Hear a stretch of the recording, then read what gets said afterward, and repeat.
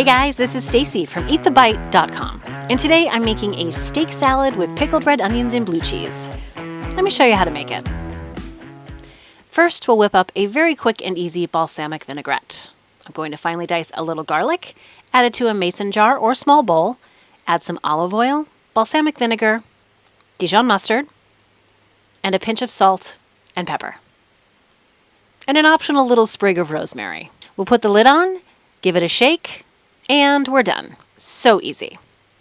I've got my Campari tomatoes, and all we have to do is cut the tops out with a paring knife. And then I'm going to quarter each tomato. So just cut it into 4 pieces each, just like you see here.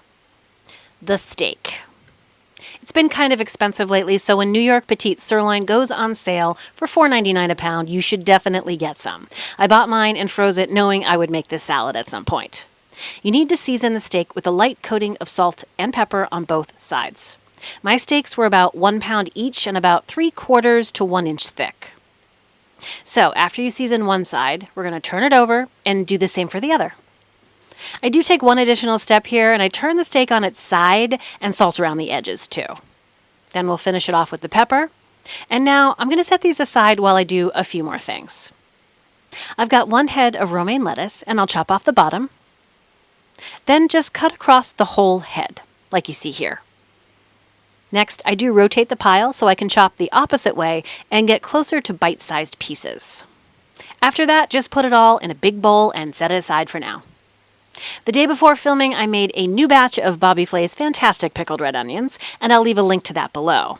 There are so many uses for pickled red onions in life, and they are so damn good. I'm going to heat and then add a little drizzle of oil to my pans. Then I'll add the steaks, and I decided to cook one in a cast iron skillet and one in a plain old Teflon pan, just so you can see it's possible to get a good crust on that steak using either pan. I did press gently with a fork to make sure the whole steak was getting that heat.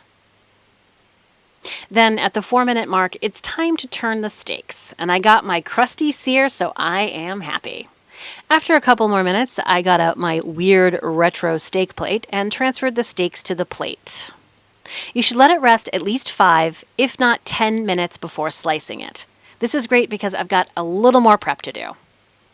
I chopped some avocado for this, so I'll cut it open, get rid of that nut thing in the middle, spoon out the avocado, then slice it into thick strips and then into cubes from there. Then I do like to lightly salt it. I'm adding a little balsamic vinaigrette to my greens, just enough to coat. Then I'll grab my kitchen tongs and I'll give it a good toss until everything is well combined. Now it's time to slice the steak, and I cooked mine medium rare to medium. Just slice it into strips like you see here, and then let's just take a closer look at those slices. You hungry yet? Next, I'll portion out the greens into my salad bowls, then add those cute little Campari tomato wedges to each salad. We'll add a couple forkfuls of Bobby Flay's fantastic pickled red onions. Next up, the pan-seared New York sirloin. A few more pickled red onions after that, because you can never have too many pickled red onions. We'll spoon on some of that crumbled blue cheese. And then the final ingredient, the avocado pieces. Let's take a closer look at this steak salad. And now, it's time to eat the bite. The steak salad was so incredibly satisfying, and I love pairing warm ingredients with my salads. And the pickled red onions and blue cheese just put this over the top for me.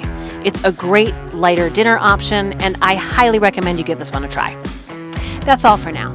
If you enjoyed this video, you should definitely like and subscribe to my YouTube channel.